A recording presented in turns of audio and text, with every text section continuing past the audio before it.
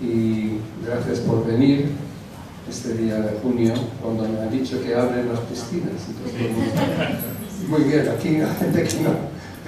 Los humedales son más importantes que la piscina. Está muy bien.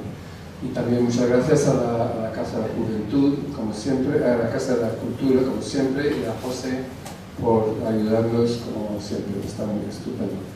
Pues hoy es un día muy especial para nosotros, para el Entorno Escorial y para las demás asociaciones de la plataforma Salvemos el Monasterio. ¿Por qué? Hay dos razones. El lunes que viene es el 20º aniversario del territorio histórico de la Gran Cerca de Felipe II. Esto es la figura más importante de protección que tenemos, que no cubre temas ambientales, pero el lunes 15, hace 20 años, se declaró el territorio de la Gran Cerca como territorio histórico. Y es algo, yo creo que es bastante oportuno lanzar nuestro informe de humedales en este momento. ¿Por qué? Porque el informe pues toca humedales, pero estamos aquí en esta zona, en el piedemonte escorialense, el patrimonio natural y el patrimonio cultural y histórico pues coincide totalmente. Pues la otra cosa es que este informe ha demostrado la extensión completa de los humedales y su biodiversidad.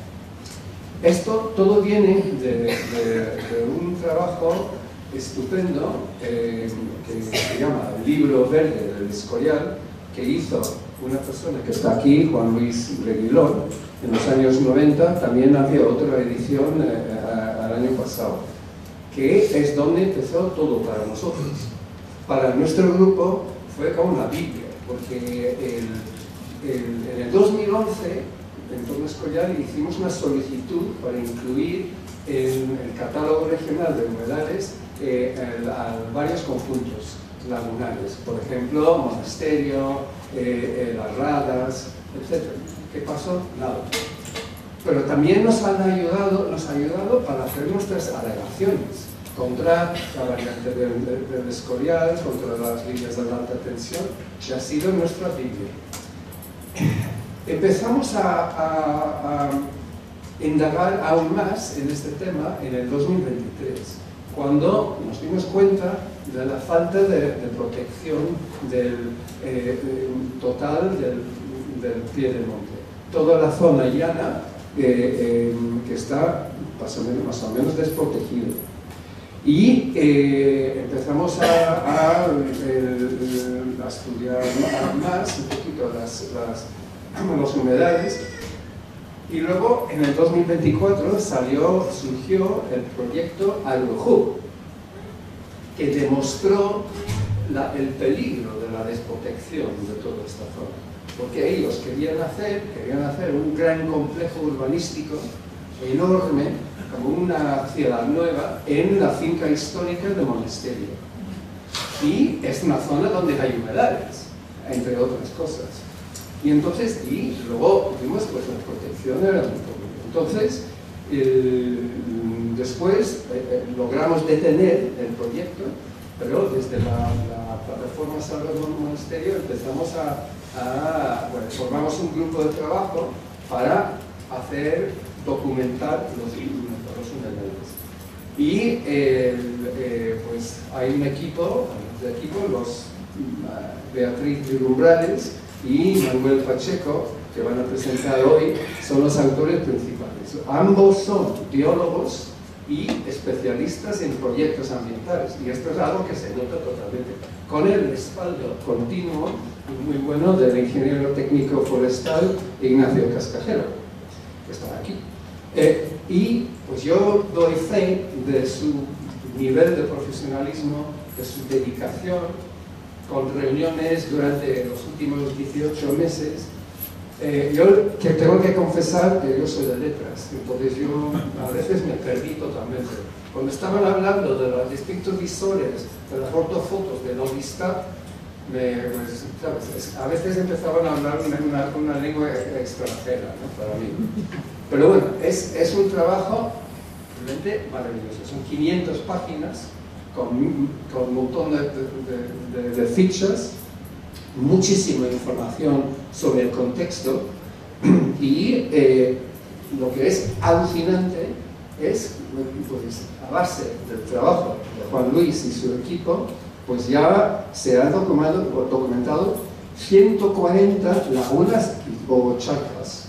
140. 145. Ha subido. Bueno, y luego la 64, espero que voy bien con esto, 64 hectáreas de láminas de agua, sin incluir el Valmayor y los arroyos. Pues es alucinante. Y una biodiversidad increíble. Entonces, esas cosas es una combinación. Yo no soy experto, pero estoy seguro que de aquí tenemos los mejores humedales de toda la Comunidad de Madrid. No voy a llegar a España, pero yo sé que existe Doñana y otras cosas, ¿no? Pero aquí en la Comunidad de Madrid, vamos a debatir sobre este tema, yo creo que es muy importante. Y está desprotegido. Entonces, la publicación de este informe, que lo veis aquí, va a ser un punto de partida para una campaña. Y vamos a dar la lata a las administraciones para que pues, primero conozcan lo que es su territorio, y segundo, que proteja este territorio. Entonces, ahora vamos a hablar, terminar, esperamos que vamos a estar más o menos una hora y luego tiempo para preguntas. Ahora os dejo con Beatriz.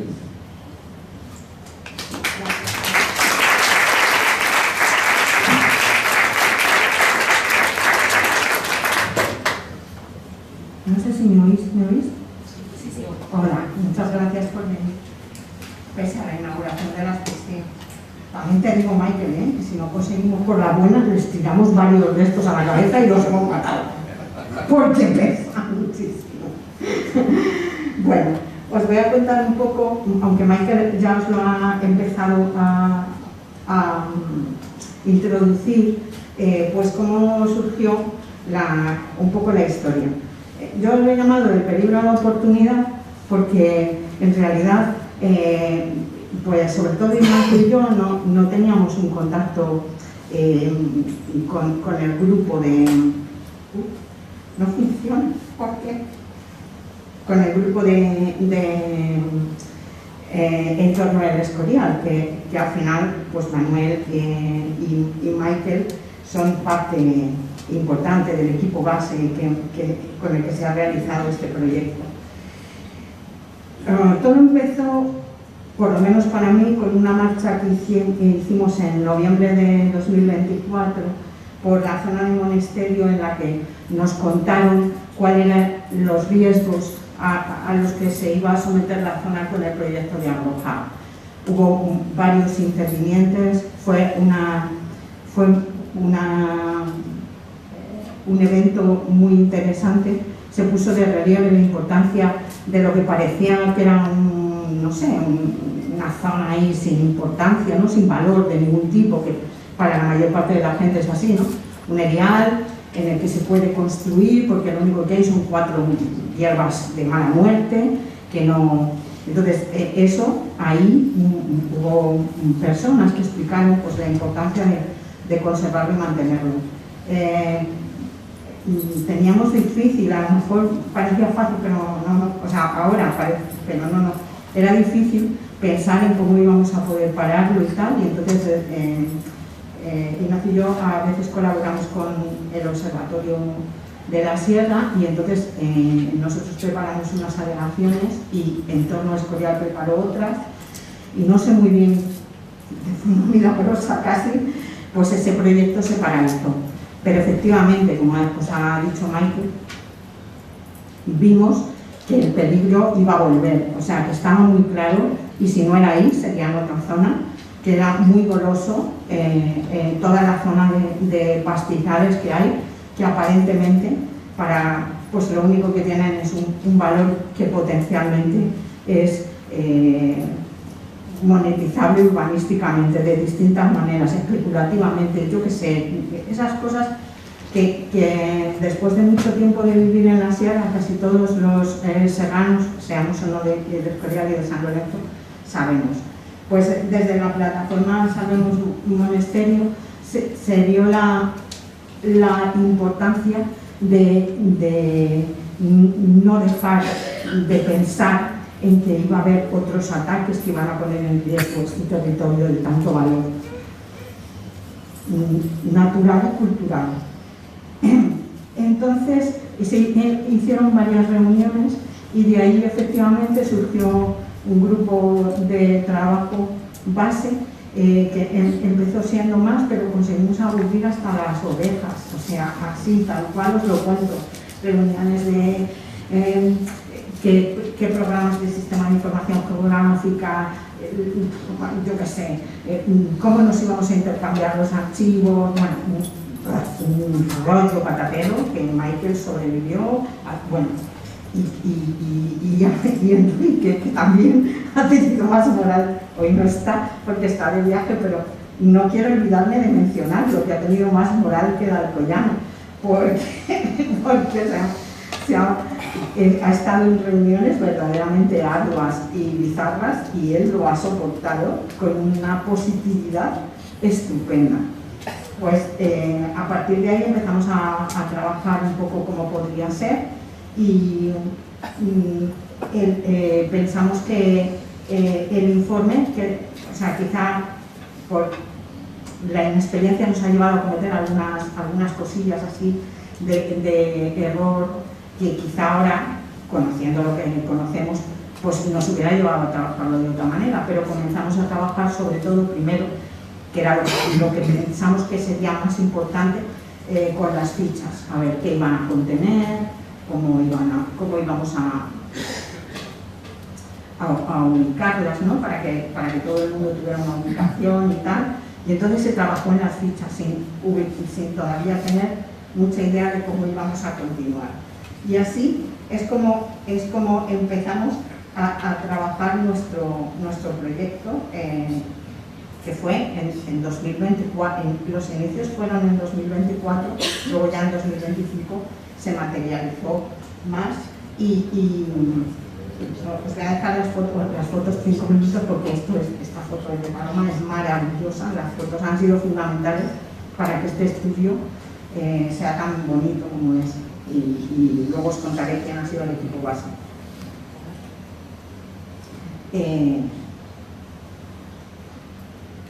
Y bueno, a ver, aunque empezamos con las fichas, luego entendimos que había que darle en el contexto. Y entonces ahí empezamos a trabajar pues, las dos partes fundamentales que consideramos que hay en este territorio. La mayor parte de estos humedales son fincas privadas. Es muy difícil entrar y conocer bien lo que hay. Hacer buenos estudios es difícil porque no hay acceso, no se pueden hacer muestreos, es muy complicado. Pero así, para que os hagáis una idea, bueno, todos lo conocéis, la maravilla del entorno físico. En este caso, sobre todo, la parte del biotopo de la Vega se encuentra ubicada en San Lorenzo del Escorial, sobre todo, y pues es un entorno en el que no es fácil que haya lagunas o charcas, porque tiene unos suelos muy pobres, tiene un drenaje muy rápido por las pendientes. En la imagen podéis ver un poco la sucesión altitudinal que tiene la vegetación. Abajo el encinar, luego melófar con pinar resinero mezclado, arriba pino silvestre y por último los maravillosos pironos que ahora están en flor y que dan una imagen preciosa de todo el relieve de San Lorenzo. Son sustratos graníticos y esto en ocasiones ayuda, como pasa el pie de monte a que el agua se quede un poquito retenida, pero en esta zona que hay pendiente el drenaje es bastante fuerte y entonces por eso hay menos lagunas, aunque hay sistemas húmedos. En la zona del piedemonte, maravilla auténtica natural, pues aunque el sustrato está compuesto también de los granitos y son suelos que no son muy evolucionados, pues hay lugares con suelos más profundos que se han generado pues del bosque mediterráneo, de la descomposición de material vegetal y del bosque mediterráneo. Las series de vegetación más o menos, que aquí además hay mezcla, como sabéis, por ejemplo, se puede ver un ejemplo en el bosque de la Herrería, que es una maravilla pasear por él, es precioso, y se ve la mezcla de fresnos y melojos. Los fresnos suelen requerir zonas que son frescas, con bastante humedad. En la imagen os he intentado representar también una práctica que aquí es muy habitual, que es el trasmocho, y que tiene importancia, como veremos, para un bioindicador que hemos recogido en el trabajo. Luego, los fresnos y los melojos comparten, y luego las encinas suelen estar en las zonas más secas, que también hay bastante mezcla. Es una vegetación mediterránea continental muy típica, maravillosa en su diversidad, porque claro, no solo acoge a los árboles, sino también a multitud de plantas pequeñas y arbustos, herbáceas. Es una auténtica maravilla de biodiversidad. Aquí, por ejemplo, os empiezo a contar, pues nosotros hemos identificado al menos 20 hábitats de interés comunitario, de los cuales 3 tienen carácter prioritario. Esto parece que no tiene importancia, pero tiene mucha. Es una protección paraguas a nivel europeo que tiene más importancia de la que parece, sobre todo de cara a hacer alegaciones. Por eso a nosotros nos parece muy importante, y de cara a poderlo convertir en C, que es uno de los objetivos que se solicitan con este proyecto. En cuanto a las especies de fauna, aunque no son las dos únicas teselas que hay en este territorio, os hemos puesto 2 de las principales que, como veis en fauna, pues dan idea de que hay un elevado número de especies en el territorio. Y en el caso de la flora, pues ya lo estáis viendo, es maravilla la cantidad de especies distintas que existen. Y esto teniendo en cuenta que, por ejemplo, los datos, en el caso sobre todo de la fauna y probablemente también de la flora, por una razón básica que os he dicho al principio, y es que muchas fincas son privadas y no se puede acceder fácilmente a ellas, entonces eso dificulta poder hacer muestreos realistas y actualizados.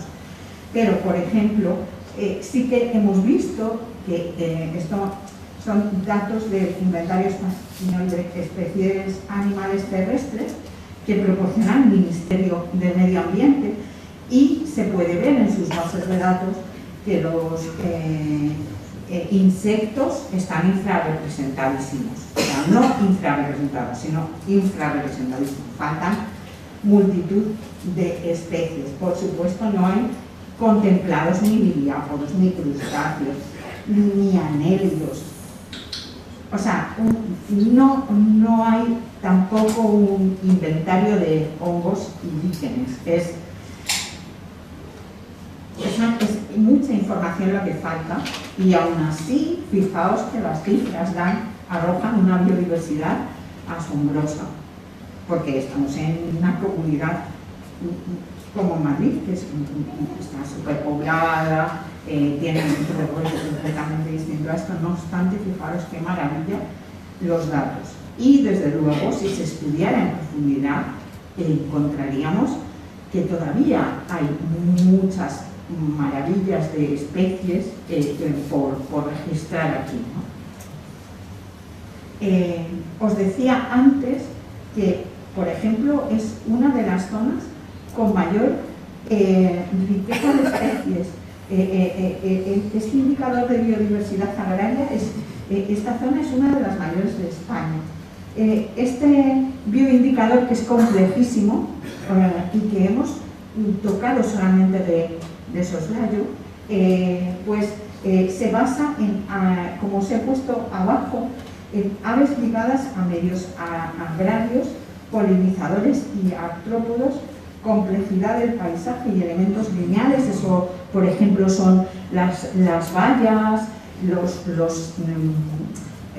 arbustos que hacen de entre las fincas y que ayudan a que aniden multitud de animales, y luego el suelo y la biodiversidad edáfica, que claramente es una de las cosas. Bueno, en cuanto a los humedales, pues era un poco lo que os contaba antes. Pese a la pobreza de los suelos, y hay una parte del granito que hace que sean un poco impermeables, y entonces con toda la materia orgánica pues también ha habido suelo, con lo cual, bueno, pues la pendiente es muy baja, es una zona muy llana, y esto facilita que haya encharcamiento en los prados. No sé si os acordaréis que precisamente 2024 fue un año muy lluvioso y se veían afloramientos de agua por todas partes, era maravilla total. Y estos núcleos de humedal funcionan, pues, desde luego como refugio y reservorio de la biodiversidad, de la fauna. Esto es que me encanta esta foto, es un experimento de vuelo aéreo del equipo, y fijaros qué idea tan buena da del espacio que se puede contemplar. Bueno, aparte de que están situados, pero fijaros, encharcamientos o mero sin detectar previamente. Eso es que nos faltan muchas cosas por saber de esa zona. Y aquí, o sea, estos prados en general son bastante escasos, pero sin embargo son muy característicos de esta zona. Básicamente es una joya tesoro que tienen estos municipios, especialmente el Escurial, que yo creo que lo tienen infravalorado, porque es una auténtica joya. Bueno, en cifras, esto es lo que a mí me gusta, pero en cifras hemos encontrado, o sea, incluidas hay 145 láminas de agua, 95 en el municipio del Escorial, hay más, ya os lo decimos. O sea, esto ha sido, hemos encontrado que con potencialidad podríamos seguir trabajando. Lo que pasa es que hemos pensado que había que parar en algún sitio, presentarlo y seguir, si nos parece, con una segunda fase. Y en San Lorenzo, que ya os he contado, por cuestiones de relieve, pues hay algunas menos, son 50. Las charcas,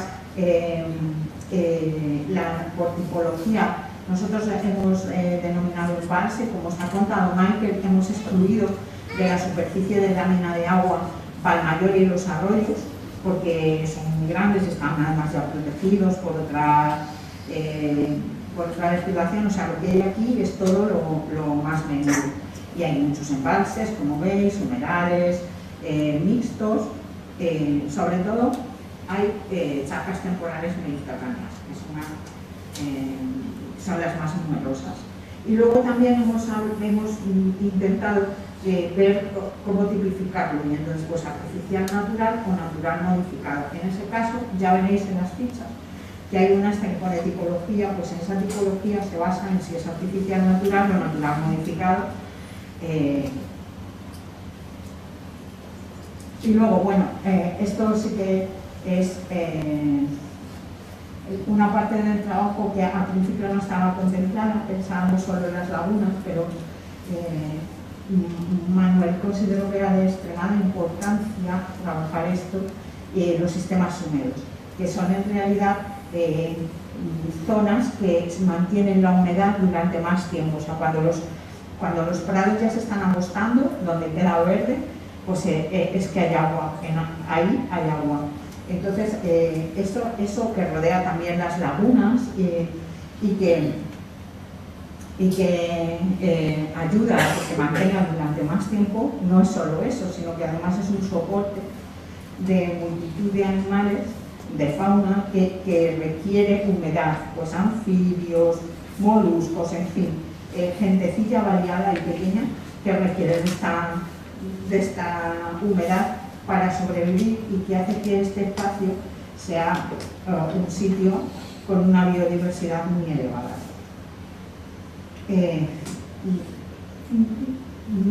Los meses que hay agua suficiente, los prados del piedemonte funcionan como prados encharcados, que es una de las fotos que habéis visto, y si no, ahora me parece que la siguiente viene. Y las zonas de prado, o sea, las zonas de altura, pues son prados húmedos. Esos prados son valiosísimos, por lo que os estoy contando. Fijaos en esta diapositiva con que se ve así con el sol un poco tal, pero fijaos en las zonas de encharcamiento que se ven que, aparte de las lagunas que están marcadas, fijaos en las zonas de encharcamiento. El total de sistemas húmedos que hemos incluido en este trabajo son 63 y ocupan una superficie de 1.865 hectáreas. 42 de estos sistemas húmedos están en el Escorial y 21 en San Lorenzo.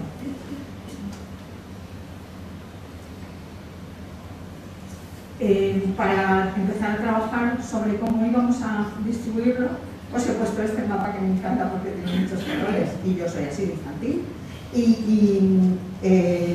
que recoge las cuencas tanto de San Lorenzo como del Escorial. Cada laguna la hemos incluido en una cuenca, de tal manera que aunque alguna laguna podría discutirse si está un poco más para acá o un poco más para allá, pues ha sido un criterio un poco arbitrario. Hemos decidido en qué cuenca se ubicaba mayoritariamente y ahí la hemos dejado. Como veis, hay algunas cuencas, naturalmente, que son compartidas, por ejemplo, el Arroyo Loco, el Cepadillas, son compartidas igual, son compartidas por San Lorenzo y por el Escorial.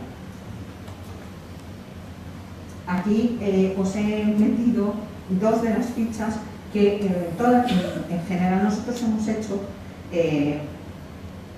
como una especie de estratos, ¿no? Primero hemos descrito un poco la cuenca, luego el sistema húmedo de la cuenca o sistemas húmedos si los había, y luego por último las lagunas. ¿Qué ha pasado? Pues que algunas cuencas tenían sistema húmedo pero no tenían lagunas, como es el caso por ejemplo de la Jarosa, que lo que hemos hecho en ese caso ha sido describirla y cuantificarla, y en el caso por ejemplo de las cuencas que no tenían ni sistema húmedo ni laguna, pues las hemos definido someramente.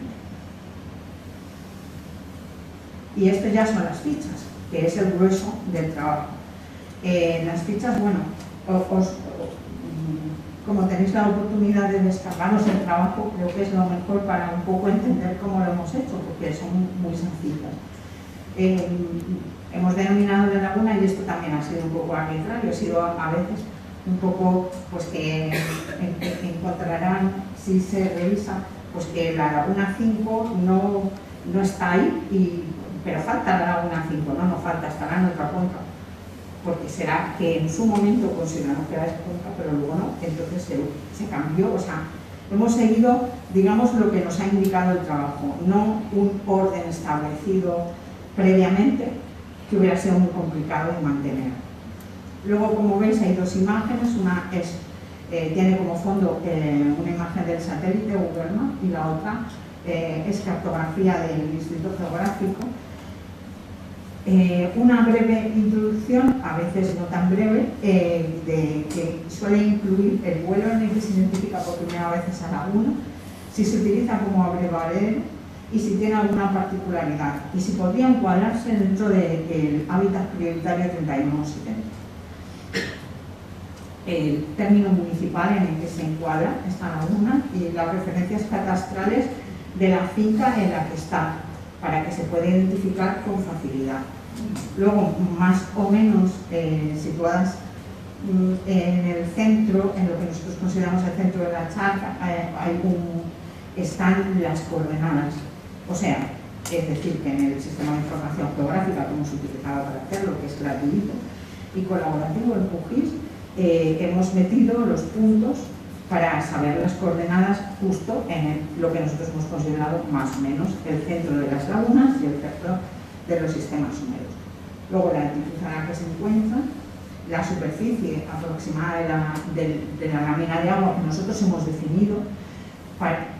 Esto no venía definido en ningún sitio y naturalmente pues, se ha tenido que hacer con un algoritmo de sistema de información geográfica. Luego si el origen era natural, artificial o natural modificado. Si era temporal, la permanencia temporal permanente algunos años, pero algunos años temporal o temporal algunos años permanente. Esto parece curioso, pero nos ha ayudado a organizarnos. Y luego pues el tipo de laguna pues era temporal lótica, temporal freática, temporal mediterránea, humedad mixto, permanente lótica y permanente freática. Esto va íntimamente unido a los servicios ecosistémicos, que ahora os contaré luego. La tipología, que era lo que os decía, hemos utilizado lo que el Ministerio ha recomendado en su plan estratégico del uso de los humedales. Ahí lo definen y hemos utilizado uno que corresponde a la parte natural de las lagunas, a los que son con origen natural, y luego otro que corresponde a las artificiales, y ahí también hemos incluido las naturales si están unificadas. Hemos considerado que había una artificialidad en esas lagunas. Luego los servicios ecosistémicos, que es una cosa que es un poco qué servicios proporcionan esas lagunas, ¿no? Pues en el suelo, en el clima, la hidrología, los ecosistemas, la regulación de plagas y los beneficios para la sociedad. En eso es un poco como lo hemos dividido, y está íntimamente relacionado con el tipo de que os he contado antes, con el tipo permanente, temporal, lógica, temporal, freática. Eso está íntimamente relacionado con los servicios ecosistémicos. Luego, las vías de comunicación y cauces son vías de comunicación naturales, es decir, caminos, vías pecuarias, corredor ecológico. Sabéis que la Comunidad de Madrid tiene un plan de corredores ecológicos. Bueno, pues el corredor ecológico del oeste es uno que atraviesa, luego os lo va a contar Manuel, creo, en su charla. Entonces, este corredor ecológico forma, o sea, la Comunidad de Madrid considera que es muy importante conservarlo, aunque eso nunca ha pasado a ser legal del todo, porque no lo han aprobado. Bueno, esas cosas que hacen. O sea, que no está aprobado formalmente. Sin embargo, es una referencia. El estudio es buenísimo y da una referencia muy clara de lo que hay que conservar. Bueno, luego caminos, que también los hemos sacado del catálogo de caminos o el inventario de caminos del Escorial, de Catastro, pues todo lo que hemos encontrado sobre los caminos que podían estar cerca de las charcas. Y también de forma un poco arbitraria, lo que hemos hecho ha sido considerar que están cerca, si están así en el sistema de información geográfica, imaginaros la charca y aquí el camino, pues si hay más de 200 metros así tirando de línea recta, o sea, no nos hemos quebrado mucho la cabeza, pues hemos considerado que si hay menos, que están próximos, y si hay más, pues que no hemos mencionado esa infraestructura porque consideramos que está alejada. Muchas de las lagunas están directamente situadas en el corredor ecológico y al lado de vías pecuarias, de caminos, vamos, que es, digamos, zonas que tienen sirven además de paso de fauna, por lo cual es como que son refugio en algunos casos pues, de aves, como pueden ser, seguro que los habéis visto por ahí, los tarros canelo, los moritos que encontró Paloma, que eso ha sido magia, sí, que están ahí en la foto, pero en fin, que esos... Acabo, perdonad. Bueno, pues luego, además hábitats pues está incluido, esto lo hemos sacado del Sistema de Información Geográfica y de la base de datos que proporciona el Ministerio de Transición Ecológica y Reto Demográfico, o sea, de Medio Ambiente de toda la vida. La vegetación potencial, que es basada en el mapa de series de vegetación. Las masas forestales, que es el mapa forestal de España, que también, o sea, todos son fuentes que se pueden obtener de forma bastante facilitada. Y luego, pues, la protección del espacio, sobre todo en muchos casos, pues, está dentro de la zona de la cerca histórica de Felipe II y está protegido también por el POR como zona de la cerca histórica de Felipe II. Y nosotros hemos incluido, si es monte preservado, monte lo que sea, lo hemos incluido. O sea, todo lo que hemos encontrado que puede ser nivel protección lo hemos incluido. Y además hemos incluido, por último, que esta zona está toda ella dentro, si es IVA, que es un área de importancia para la conservación de aves. No tiene validez legal, pero a nosotros nos parece que eso ayuda a entender la importancia de la conservación. Bueno, ya estoy acabando, Michael. Por último, Badajoz, que es una cosa que se nos ocurrió a última hora y que, bueno, pues queríamos difundir el informe lo más posible y entonces, como ocupa mucho, es muy pesado, o sea, primero imposible, o sea, hay algunas copias en papel porque hay que presentarlo en administraciones públicas pero en general queríamos que tuviera una difusión, pues hicimos una web al efecto, ¿no? Para esto,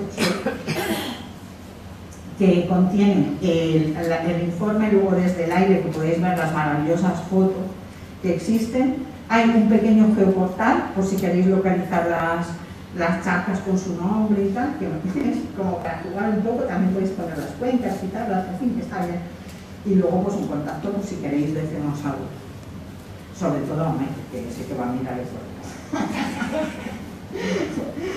Y luego os quiero hablar del equipo base. Que bueno, pues hemos estado apoyados y amparados en todo momento por más gente a la que agradezco enormemente su colaboración y su participación, pero este que os pongo aquí ha sido un poco el equipo base. Michael, con su paciencia infinita, convocando reuniones.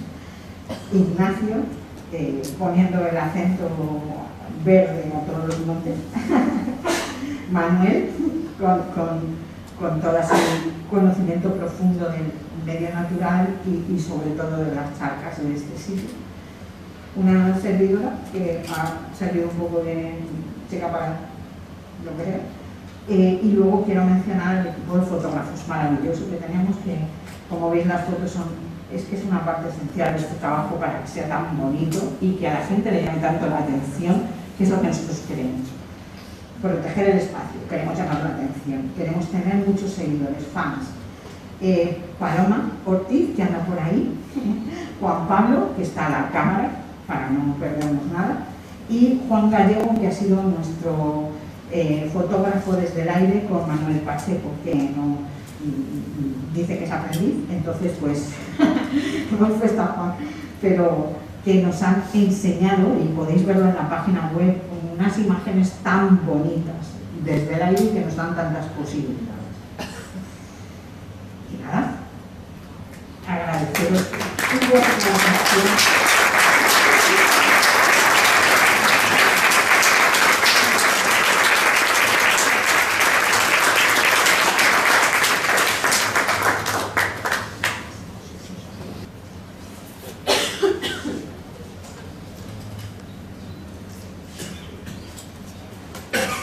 Bueno, pues buenos días a todos y muchas gracias por estar aquí una mañana de sábado que bueno, no sé, que estéis aquí no tenéis arreglo, ya os lo digo, nosotros tampoco, pero os estáis perdiendo algo bueno. Bueno, a mí me va a tocar hablar de una parte un poco más fea, que es de la protección de este espacio. Voy a intentar ir a toda velocidad para dejar espacio para la charla. Bueno, a ver, con esto. Esto lo ha contado Beatriz, esto surge después del proyecto de AgroHub, cuando tomamos conciencia, porque lo sabíamos, pero tomamos conciencia de que este territorio lo tenemos que defender, porque si no, no sabemos lo que va a pasar. Quiero destacar de todo esto que ha dicho Beatriz, que tenemos 20 hábitats de interés comunitario. ¿No se me oye? No hay ningún problema. ¿Sí? ¿Aquí? Sí. Vale. Pues hay 20 hábitats de interés comunitario, 3 de ellos prioritarios. Ya ha dicho Beatriz la importancia que tiene esta herramienta. Pero es que tenemos en 120 kilómetros cuadrados el 30% de los hábitats terrestres de la Unión Europea. En un espacio así tenemos, bueno, siendo el territorio de la Unión Europea el 30% pues tenemos concentrado pues todo esto. O sea, tenemos un privilegio, una situación privilegiada. Luego tenemos, dentro de las especies que llamamos, pues como mínimo, porque estas listas, y que está incluido o no, pues depende, pues por ejemplo, todos los quirópteros que no están aquí, pues están bajo el paraguas de la directiva, del anexo 4 de la directiva de hábitats. Entonces, aunque no esté amenazada, pues también están dentro de la directiva. Entonces, depende de lo que se considere, hay más o menos especies, pero como mínimo 43 especies que hay que proteger. Luego tenemos una red excepcionalmente alta de humedad, lo ha dicho Michael ahora, una superficie de 64 hectáreas, 1.800 hectáreas de prados húmedos e encharcables, y la concentración, en cuanto a concentración de estos puntos, es aún mayor, porque en el piedemonte, que tenemos el 93% de las charcas, unas 130 incluso más, tenemos 61 hectáreas de lámina de agua. Las tenemos todas en la zona de la cerca histórica, las tenemos todas en el piedemonte, casi todas ellas en el Escorial. Bueno, todo esto en qué se traduce, lo ha dicho antes Beatriz, pero tenemos que solamente un 3% del territorio nacional tiene un índice de biodiversidad agraria superior al que tenemos aquí. Y no solamente es una tesela, bueno, a ver si soy capaz de dar el puntero. No solamente, aquí tenemos el 96,8, aquí tenemos el 97,2, que ocupan casi todo el territorio, pero es que en las de la periferia tenemos un 95,5%, en esta un poquito más baja, en la parte del monte un poquito más baja, porque la biodiversidad que tenemos aquí abajo en el pie de monte, por supuesto, suma. Y todo esto, que es magnífico, que es sobresaliente, que solamente un 3% del territorio nacional tiene un índice mayor, cómo está protegido, cómo está. Pues vamos a darle un repaso. Lo primero que tenemos es el instrumento más antiguo, es el paraje pintoresco del Pinar de Abantos y la zona de la Herrería. Bueno, es un instrumento que se hizo, aunque es de cobertura del territorio, lo que se hace es procurar que no se degrade el fondo de un bien cultural magnífico que es el monasterio. O sea, bueno, aquí lo pongo ahora, es una figura antigua, pero que está en vigor. Me gusta mucho, y es lo que pongo aquí, porque es muy clara, y dice que la motivación es porque hace que este valor que tiene, sus terrenos se hayan expuestos a posibles especulaciones, y es el único instrumento que he visto que habla en román paladino. Me gusta por eso.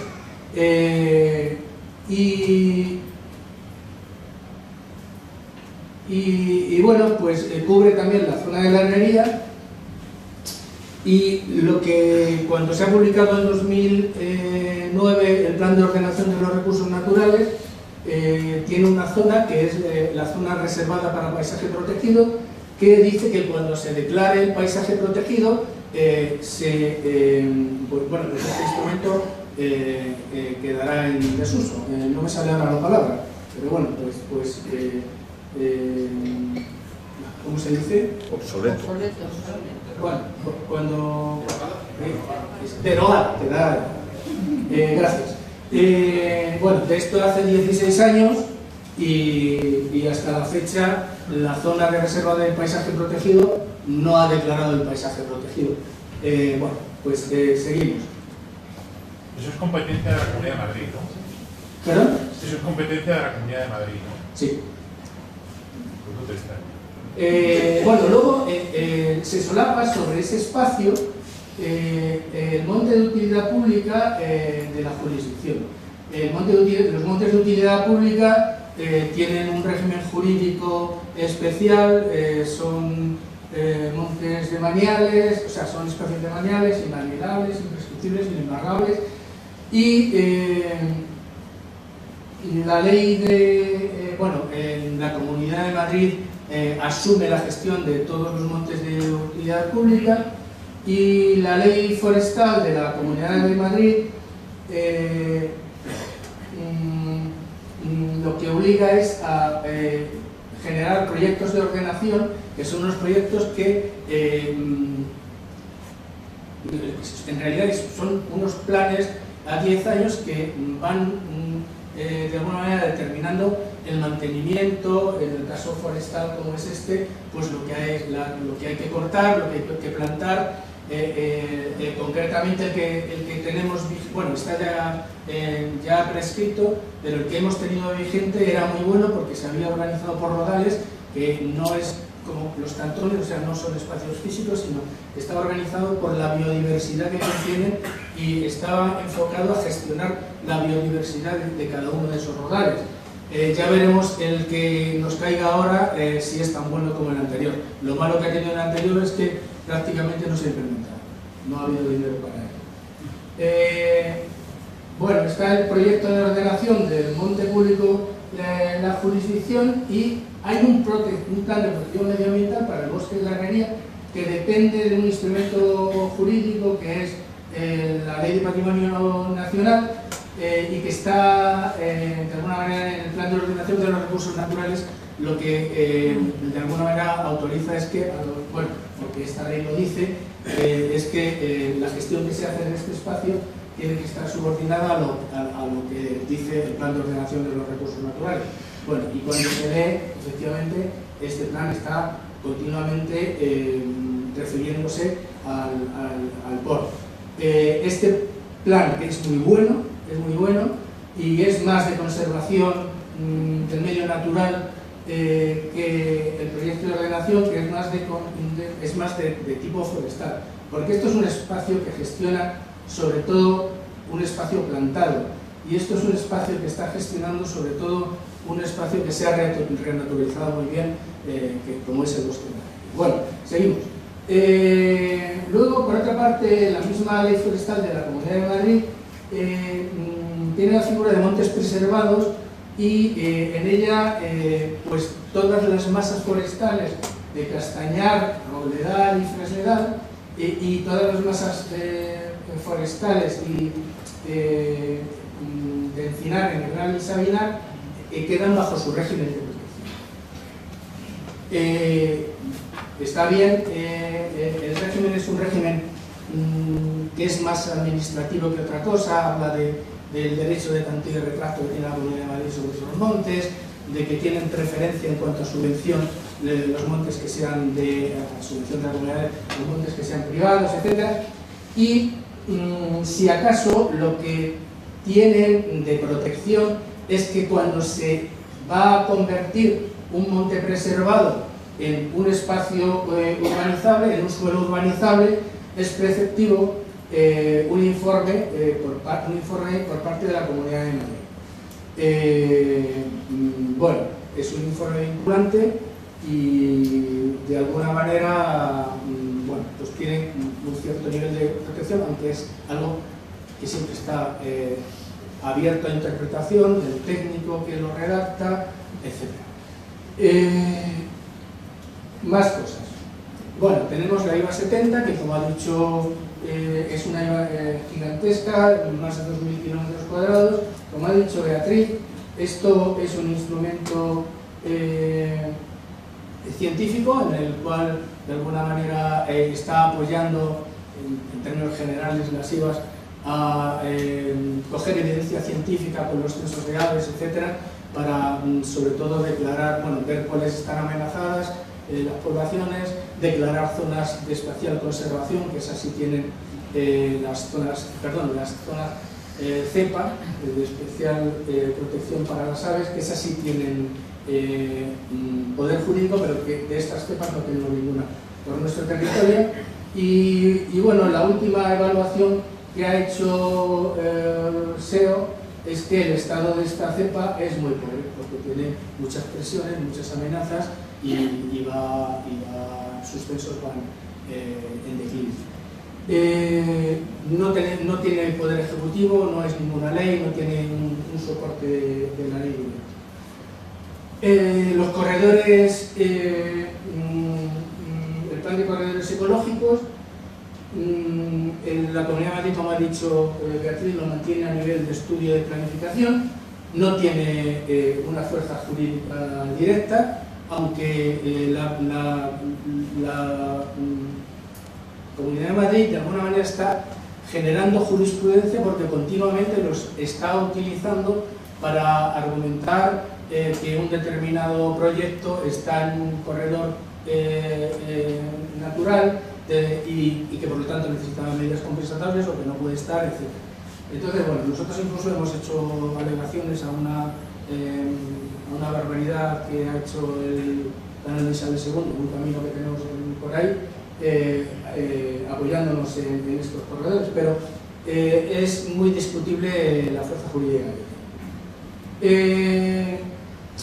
Y luego tenemos las vías pecuarias. Las vías pecuarias, amparadas por la Ley de Vías Pecuarias y por la Ley de Vías Pecuarias de la Comunidad de Madrid, que son un montón, o sea, son un montón en cuanto a superficie. Tenemos casi 200 hectáreas, porque los descansaderos en algunos sitios son bastante amplios y porque algunas cañadas o cordeles o tal son anchos, y en total una longitud de 77 kilómetros en ambos municipios. Aquí la amenaza es que el plan de uso y gestión de vías pecuarias de la Comunidad de Madrid que quieren imponernos tiene una metodología de clasificación de tramos muy opaca y mediante un sistema de reclasificación continua, porque este plan son planes que van quinquenales y después de uno viene el otro, pues se pueden desafectar tramos que se consideren por una metodología opaca que son marginales. Bueno, y desde luego aquí tenemos algunas zonas que están siendo reclamadas como marginales, que en realidad, no quiero meterme aquí, pero esto tiene mucha miga. Esto tiene mucha miga y desde luego no está cumpliendo este plan de uso y gestión de vías pecuarias, no está cumpliendo la letra de la ley, que es la adaptación a las nuevas demandas de la sociedad para que sirvan de eje de esparcimiento de los ciudadanos y mejora del medio ambiente y del desarrollo rural sostenible. Porque realmente las ovejas no van a ir por la vía pecuaria, porque prácticamente se han quedado sin uso. El uso que se prevé en la ley es este, y si se van sacando de ese uso, pues la seguimos perdiendo. Bueno, y aquí viene el primer instrumento de protección fuerte que tenemos, que es la zona de especial conservación de la cuenca del río Guadarrama. Esta zona corre en nuestro territorio. Esta zona es muy amplia. En nuestro territorio corre desde el límite en la cuerda de Abantos, el Cerro de la Cabeza, desde el límite de San Lorenzo del Escorial hacia adelante, por Cuelgamuros, y sigue hacia arriba, fuera ya de nuestro territorio, hasta Siete Picos, el Cerro Minguete y el Puerto de la Cerrada.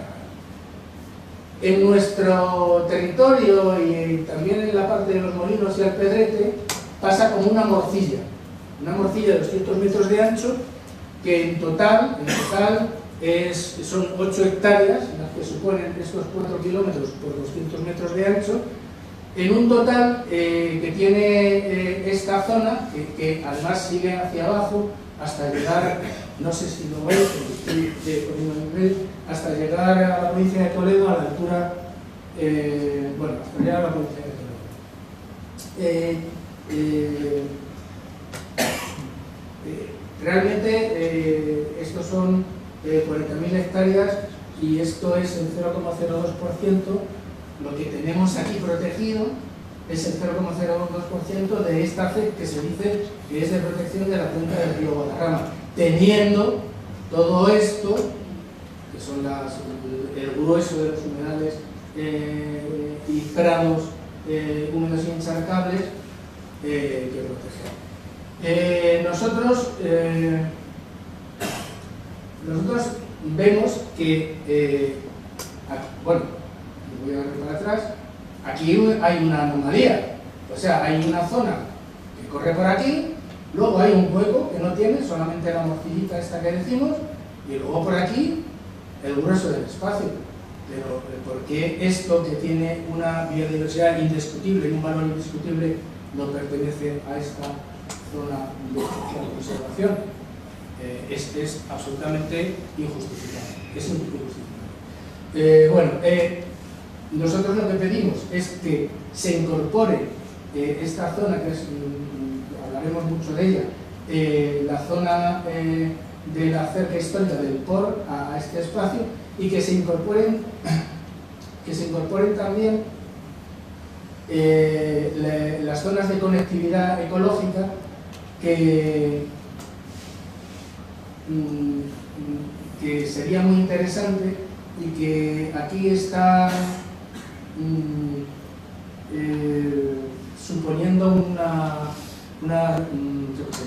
un espacio muy goloso para el urbanismo. De hecho, hay una parcela, la que continúa la pizarra, que en el catastro está clasificada de urbano, ¿vale? Es verdad que está dentro de un monte preservado y que está dentro del espacio del paisaje protegido, pero esto yo creo que habla como mínimo de un anhelo. Entonces creemos que estas zonas, además es un poco injustificado porque llega hasta la zona de protección, llega hasta mitad de la ladera, cuando aquí tenemos unos encinares bastante potentes que conservar. Bueno, no me entretengo más en esto, nuestra propuesta es esta, hablaremos más. Luego, el famoso decreto de declaración del BIC del territorio histórico. Este decreto está muy bien, está muy bien en su fundamento. Lo que dice es que lo que quiere es proteger los valores ambientales, pero siempre subordinados a la protección del patrimonio histórico. Y está muy bien. O sea, el patrimonio histórico que hay aquí, desde luego, le hace falta. Por cierto, pasado mañana va a ser el 20 cumpleaños de este decreto, porque es de 2006, estamos en el 26 y se publicó el día 15 de junio. O sea, estamos casi de cumpleaños. Y en esos 20 años no han sido capaces de publicar el plan especial de protección. No sé si no han sido capaces, no han querido, lo que sea, ¿no? Bueno, pero a su vez este decreto sí que dice que, bueno, yo no soy un órgano sectorial especializado en la protección del medio ambiente y le voy a encargar que sea este espacio entero, incluir todo el territorio del bien, así como el de su entorno, estos tres entornos de protección que tiene el bien de interés cultural, en el plan de ordenación de los recursos naturales de la Sierra de Guadarrama, como Dios manda. O sea, está en la letra de este bueno, es una norma orientada a la protección del patrimonio y encarga la protección de la naturaleza al plan de ordenación de los recursos naturales. Aquí tenemos el plan de ordenación de los recursos naturales. El plan de ordenación de los recursos naturales está zonado hasta alcanzar Somosierra, va por a lo largo de la sierra, con una zonación compleja, como no puede ser de otra manera, porque el territorio es bastante diverso. Centrándonos en nuestra zona, le afectan tres partes de esta zonación. La reserva para paisaje protegido, que es esta que está en moradito, la zona de transición, que afecta al casco de San Lorenzo del Escorial, más el campo de golf, y al norte las dos urbanizaciones que hay al norte del municipio, y la zona que denomina de la cerca histórica, para mayor confusión, porque la cerca histórica no solamente va por aquí, sino que también va por aquí. Y entonces esto lía mucho en la cabeza cuando estás hablando del territorio histórico y estás hablando de la zona de la cerca histórica y tal. Cuando hablamos de la zona de la cerca histórica, que a veces abreviamos, lo veréis por ahí en el trabajo, como ZCH, se refiere a la zona de la cerca histórica del plan de ordenación, no al territorio histórico, ¿vale? Bueno, pues para esta zona el POR omite dictar las determinaciones de conservación específicas, y eso es una cosa muy trascendente, por lo que veremos ahora. Pero es que además es muy raro, porque mete en la zona de transición el casco de San Lorenzo y omite meter el del Escorial. Hombre, pero si están las casas a un lado y a otro, o sea, podría ser el mismo municipio. No quiero meterme aquí en Honduras, no sé si esto es lo mismo y tal, porque sabéis lo que pasa, ¿no? Pero no se entiende. Y tampoco se entiende que la zona del casco del Escorial, junto con sus urbanizaciones, estén formando parte de este núcleo privilegiado de naturaleza, porque aquí lo pinta de amarillo, pero realmente está de este color, ¿no? O sea, esto que pinta de amarillo es que no se entiende por qué no es amarillo, ¿vale? Bien, bueno, esto tiene mucha conversación, lo dejo aquí, ¿vale? Vamos a ver.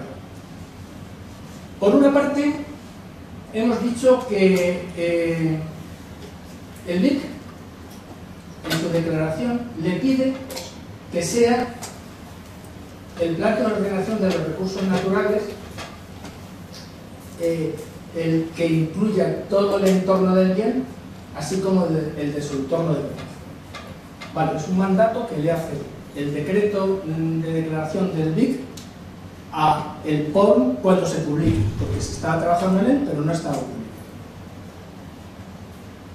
Y el plan de ordenación de los recursos naturales de la Sierra de Guadarrama, para el área de la zona de la cerca histórica de Felipe II, esa que hemos visto, la que contiene la máxima biodiversidad y el medio, digamos, potencialmente más valioso por contener humedales, etcétera, y que además es verdad que es la zona más rica que hay en el área, dice que este área se regirá exclusivamente por lo establecido en el citado decreto. Pero si este decreto no establece nada, establece que tú tienes que ordenar la naturaleza del entorno entero. Bueno, y además, bueno, tenemos que el decreto de declaración, bueno, como esto hace una transferencia hacia el pasado, esto está en 2006, pues aquí hubiera habido la esperanza de que existiera un plan de protección del BIC del territorio histórico que pudiera contener las determinaciones de conservación del medio natural. Una cosa muy anómala, pero bueno, pero tampoco sucede. ¿Y qué hay detrás de esta cosa tan rara de que solamente una zonita la saco de las determinaciones del plan de ordenación de los recursos naturales y me la llevo a un instrumento que es principalmente de orden urbanístico o de conservación de los bienes históricos? Pues hay lo siguiente, no sé si os estoy distrayendo. Todo lo que se ponga en en los planes de ordenación, la ley de patrimonio nacional y de la biodiversidad dice que lo que haya en los planes de ordenación, y además dice concretamente qué es lo que tiene que haber en los planes de ordenación, prevalece sobre las ordenaciones territoriales y físicas, y en la letra de la ley de patrimonio natural y de la biodiversidad dice urbanísticas.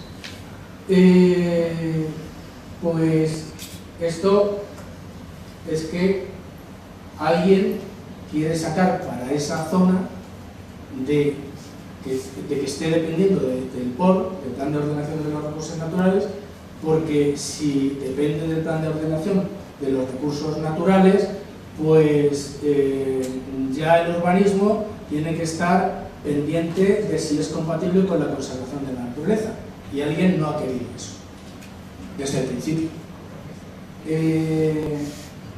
Vamos a seguir. Luego está el tema de, bueno, vamos a verlo por aquí, lo que dice el plan de ordenación, que tiene un régimen general y regímenes especiales. Y lo que dice de la ley de patrimonio natural y de la biodiversidad es que dice que los planes de ordenación de los recursos naturales son el instrumento específico para la delimitación, tipificación de los recursos naturales en un ámbito espacial, etc., con independencia de otros instrumentos que pueda establecer la legislación autonómica. O sea, si en la legislación autonómica quieren que en el plan especial de protección del bien de interés cultural esté la protección de los bienes de la naturaleza, pues te lo pongan, pero también lo tienen que poner en el POR. Eso se está incumpliendo. Señalar señalar los regímenes de protección para los diferentes espacios. Bueno, no lo ha señalado para la zona de la cerca histórica. Bueno, incluso obliga a instrumentos existentes a que se adapten a los planes de ordenación, y tiene que tener un contenido mínimo, y es que se dicten en el plan de ordenación determinaciones específicas para cada zona, cosa que no se ha hecho para la zona de la zona histórica. Entonces, bueno, pues más o menos bueno, está incumpliendo palmariamente un montón del articulado de la Ley de Patrimonio Natural y de la Biodiversidad. Además, hay unas directrices que son obligatorias y que entre ellas está que la zonificación de un plan de ordenación tiene por objeto la organización del espacio para la conservación de los sistemas naturales. Ahí en esa zona no se ha organizado ningún espacio, con lo cual también se incumplen las directrices de la Ley de Patrimonio Natural y de la Biodiversidad. Y tenemos además que el año pasado sale una sentencia que establece jurisprudencia en dos de sus puntos, concretamente en estos, y que acaba declarando nulo un plan de ordenación inestable. En síntesis, para los instrumentos de protección más determinantes, pues resulta que para la zona de la ladera de Abantos y el Cerro de la Cabeza, pues en general tenemos un montón de instrumentos de protección. Para la zona de la Herrería también varían aquí, que uno es el proyecto de ordenación del monte público y aquí está el plan de protección del bosque de la Herrería, y para la zona de la cerca histórica del pie de monte, esa que hemos marcado en azulito, solamente le aplica el régimen general del plan de ordenación de los recursos naturales, que no es mucho decir en relación con lo que le está aplicando a esto y, y sobre todo al valor que tiene. Y todo este agujero que nos veníamos maliciando, pues lo han visto muy bien, lo ven muy bien los promotores inmobiliarios. En la documentación de la GROJA, pues se ve que dicen, bueno, pues el POR no establece condiciones adicionales a las que resultan de aplicación por la condición del límite de la cerca histórica, que es ninguna. Y por lo tanto no existen condicionantes que deriven de su inclusión dentro de los límites del POR de la Sierra de Guadarrama. Claro, es que no se han dictado las determinaciones de protección para la zona donde aplicaban. Además, pues se ve que tienen mucho cuidado de no afectar ni siquiera esta morcilla, que nosotros lo que aplica es, bueno, pues que la zona de especial conservación aplique a todo el espacio de abajo, pero siendo que solamente aplican esta franja, tienen mucho cuidado de no afectarla porque las informaciones sobre los viarios de acceso se informarían negativamente y tendrían problemas. Y eso tampoco lo tenemos. Saben perfectamente que hay aspectos, de la ley forestal que se salvan con compensaciones. La ley forestal acaba diciendo que si el urbanismo obliga, y pues que hay que plantar 4 árboles por cada uno que se tale, si es una fracción de cabida determinada. Bueno, pues se plantan y ya está. Y luego también tener cuidado con otras figuras de protección y saben perfectamente que la IVA pues no supone ningún condicionante. Con lo cual, de lo que he estado hablando, los promotores inmobiliarios están muy al campo y los constructores, que es su oficio, pues hacen su trabajo. Alguna diferencia tenemos de opinión, pero en general han trabajado bien. ¿Y eso qué quiere decir? Pues que en los 76 kilómetros cuadrados de la zona que alberga la red marcensa de humedales, los hábitats de interés comunitario y valores de biodiversidad sobresalientes, como casi no hay en el resto del territorio nacional, pues sí, es común. Y que la protección ambiental que se pretende alojada en un futuro plan especial de protección para el BIC, podría ser modificada por una norma urbanística de rango superior, cosa que si se está alojada en un plan de ordenación de los recursos naturales, pues no es posible, o no es tan fácil. Entonces, nosotros lo que proponemos para la conservación y continuidad de los usos tradicionales del territorio, que es lo que, bueno, nosotros vemos eso ahí tan bonito porque han habido vacas y han habido prados de diente de siega, etcétera, y han habido unos usos que se mantienen todavía, pero estamos viendo cómo eso empieza a rotar a los alojamientos y a las, no sé, a los usos turísticos de las fincas, etcétera. Bueno, sería interesante que se mantuvieran los usos de territorio. ¿Qué pedimos? Y esta primero fue el motor: la inclusión de los humedales en los catálogos de bienes y espacios del Escorial y San Lorenzo del Escorial. Que se defina en el plan de ordenación de los recursos naturales las determinaciones específicas para la zona de la cerca histórica del pueblo y se revise su zonación. Que se amplíe la zona de especial conservación del río Guadarrama para que proteja la zona de la cerca histórica por su extraordinario valor ambiental, incluyéndose las zonas de conectividad ecológica.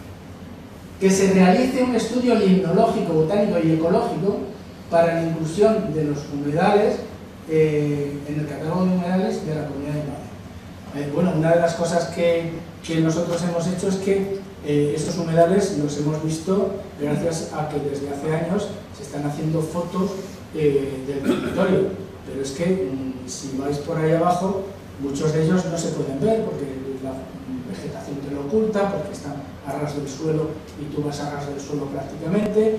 Entonces, bueno, y finalmente estudiar la inclusión del Escorial y San Lorenzo del Escorial en la reserva de la biosfera cuencas altas de los ríos Manzanares, Lozoya y Guadarrama.